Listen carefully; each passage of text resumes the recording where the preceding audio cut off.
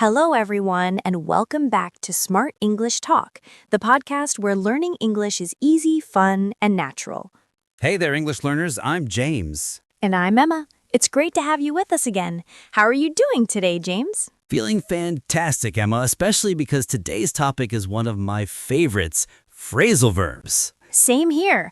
Phrasal verbs can sound confusing at first, but once you learn them, they make your English sound so natural and fluent. Exactly. They're everywhere, in movies, songs, and daily conversations.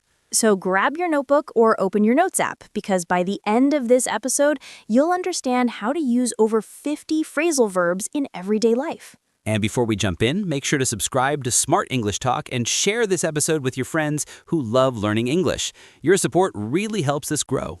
Absolutely. Okay, let's get started. Let's start with verbs we use in the morning. Right. The first one, wake up. It means to stop sleeping. I wake up at 7 a.m. every morning.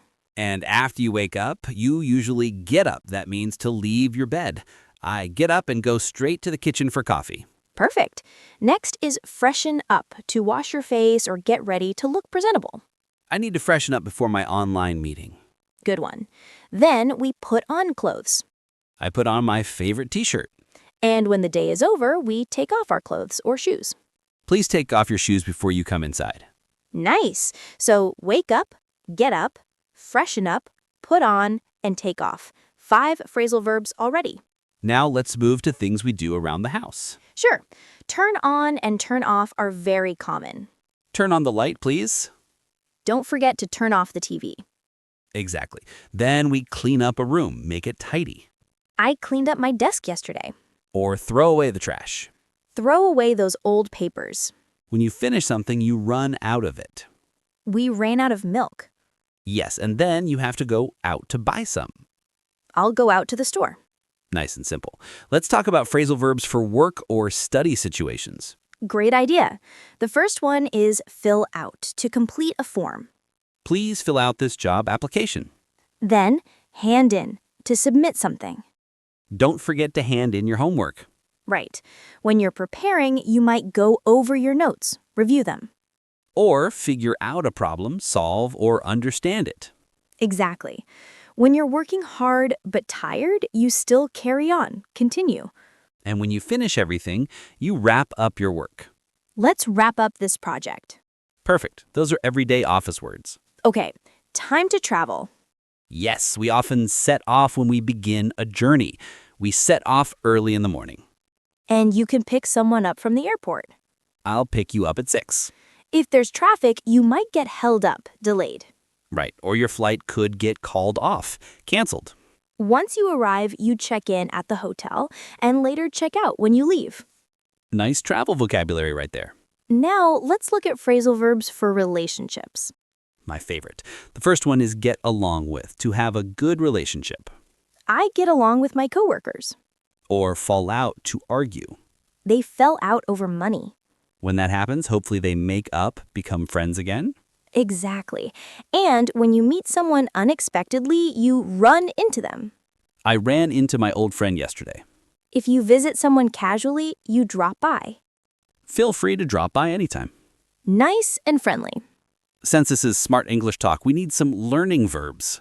Of course. The first one is look up, to find information. I looked up that word in the dictionary. Or pick up a new skill.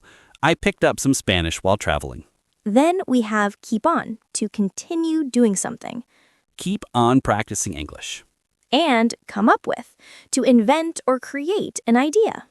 She came up with a great story. If you don't understand something, you can ask for help or figure out the meaning. Sometimes we use phrasal verbs to talk about emotions or health. Yes, cheer up means to become happy again.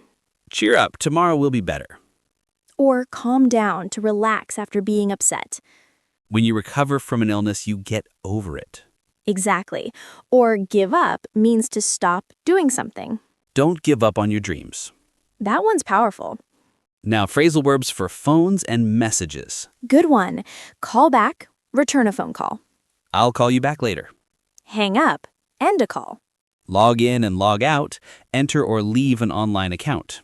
Or set up, to arrange or create something. Let's set up a Zoom meeting. And when something stops working, we often break down. My laptop broke down. Here are some extra ones you'll hear all the time.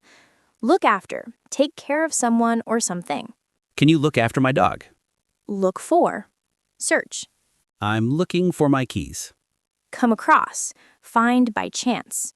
I came across an old letter. Take out, remove or bring something outside. Please take out the trash. Turn up, increase volume. Turn up the music. Turn down, decrease or reject something. He turned down the job offer. Break up, end a relationship. Or grow up, become an adult. Catch up with or reach someone or get updated. Let's catch up this weekend. Hold on, wait a short moment. Hold on, I'm coming. And work out, exercise, or find a solution. I work out at the gym, or it worked out in the end.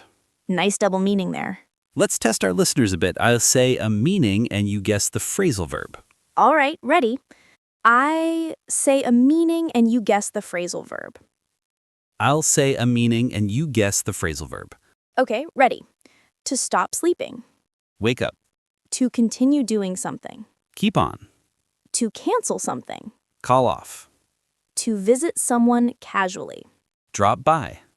To recover from illness. Get over. Perfect. You guys listening, how many did you get right? Wow, we covered so many phrasal verbs today. Over 50. Yes. And remember, the best way to learn them is to use them in real conversations. Try writing short sentences with each one, or even better, try practice speaking with a friend. Exactly. Don't worry if you can't remember them all at once. Learning takes time. Just keep on listening, reading, and practicing. You'll get there. And before we wrap up, make sure to subscribe to Smart English Talk, like this episode, and share it with your friends who love learning English. And we'd love to hear from you. Tell us in the comments, what's your favorite phrasal verb from today's episode? That's right. We'll read your comments in the next episode. Until then, keep practicing, keep smiling, and keep speaking English confidently. See you next time on Smart English Talk. Bye for now.